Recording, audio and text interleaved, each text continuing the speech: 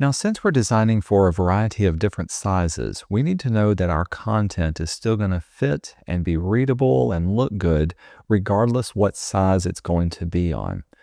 Designers often employ grids in order to take away the guesswork of exactly what it needs to be and where to place it. Here's how to turn on grids in Figma. First off, go to whatever frame that you're working on and select the frame itself. And in the design menu, scroll to the bottom and find your layout grid. If we click on the plus sign, by default, it's going to add just a simple grid-like little structure of lines and rows to it. Now, there's different kinds of grids that we can turn on. If you're dealing with just an app, a basic grid will come in handy, but columns tends to be what a web design is built around. Now, how many columns do you need? By default, Figma tends to put in 5 for the amount that are set up, and you can see there are these red bars. Now, when you go to save your document, and certainly when you go to prototype it, you're not going to see these red bars. It's just a little red overlay. You can change the color of it down here to be whatever suits your needs. I tend to keep it kind of a little bit of a lighter type style as well. You can change the amount or how bright or not it is. I want them out of the way, so I tend to keep it a lighter shade or tint of that color. The number of columns does matter. You can see how, like I said, it has 5 different columns. Websites tend to be built on a desktop for 12 columns. Now, why 12? Well, because 12 is nice and divisible by, I can divide it in 2, so I got 6. I can divide it in 3 to have 4 different columns. I can have 4, I can have 3. So it divides up really, really nicely. The other thing to consider is the amount of space between each of your columns.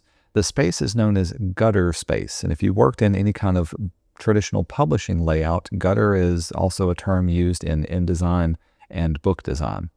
The amount of space typically is between 16 to 24, more space if you want more white space. I'm going to pull mine down to 16 just to give it my bare minimum so I can get some good standards for that.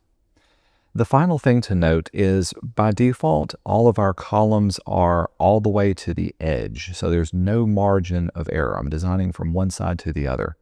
If you look at this website, you can see that there's a good bit of margin on the left and right side, and as a matter of fact, if I scroll in, it keeps that margin. If I had a much bigger screen, it would just kind of go all the way off to the edge. All of the content is set nice and centered up. When I get down to a smaller website or something for a mobile app, you can see the margin is going to get much more narrow, or it's going to disappear completely. So for our desktop website, we want to give it a little bit of a margin to play around with. I'm going to set this to be maybe, let's go for 100. You can see how it adds a little bit more to there. Let's go a little bit more for that, and I'll say maybe 200. You can see how it adds more room for this one. There really is no set standard for margin size. It's just how much room do you think you're going to need for it. For our design, we're going to set this to be 175, and that's points on either side of that edge. Everything now for my columns, I've got 12 columns in the middle. Going over to our iPad, tablets tend to use an 8-column structure. So let's add a layout grid to this, and again, we'll set it to be columns. We'll set it to be 8. Why 8? Because 8 is divisible nice by 4. It's divisible by 2. So I get all the standard layouts for this one. And again, we're going to give it a margin this time of 100. Much smaller, but it feels much more scaled, proportional to it. And then finally, let's give a column structure for our phone. Let's add a column layout to this one. And the default for mobile devices is 4 columns, and we're going to give it a real thin margin of 50, so setting up for this. Again, there's no set standard for each one, but these tend to be the most commonly used styles of layout. And if you work for different companies, sometimes they'll have even different kinds of grid structures. Now let's play around and show you how these would tend to work. If I wanted to quickly make something, I'm just going to grab my rectangle and let's draw off on this one just a big navigation bar. And set it up there at the top. Okay, so my navigation bar would be up here. If I wanted my hero box can go across all of my content.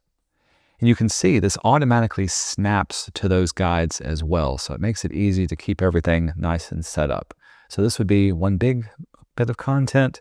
And then we've got all of these little mini things down here. So let's say there's an advertisement that goes right here, and they need 3 of them to go across. Well, 3 divided by 12 fits nicely in here. And so I can space them out and place them on this particular edge.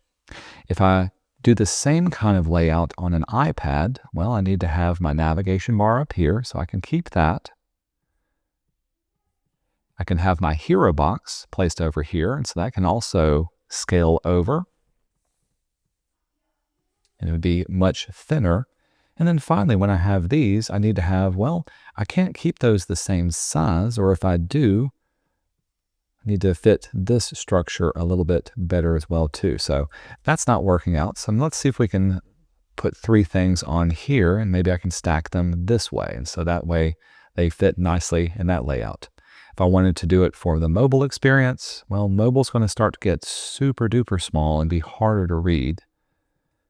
But that's okay. I can still have all of this content. Maybe this will go all the way to the edge. Uh-oh, I don't want to rotate it. And place it there. And then all of my content for these can be resized to fit a single column. And those can stack on top of each other, something like this. Even though it's going off the edge, we'll deal with that in just a second. So this allows me to take all of my content and resize and restructure it based on the needs of my screen. And I can tell it to do it, or I can tell the programmer to do that dynamically with the style sheets that they're working with. We don't need these for our design. I just wanted to demo that. What we need to do, let's get rid of all of our content, not all of the stuff. But I wanted to demo that. What we need to do for this one is to set up a grid structure for each of your designs. The desktop needs to have 12 columns. The tablet needs to have 8, and the phone needs to have 4.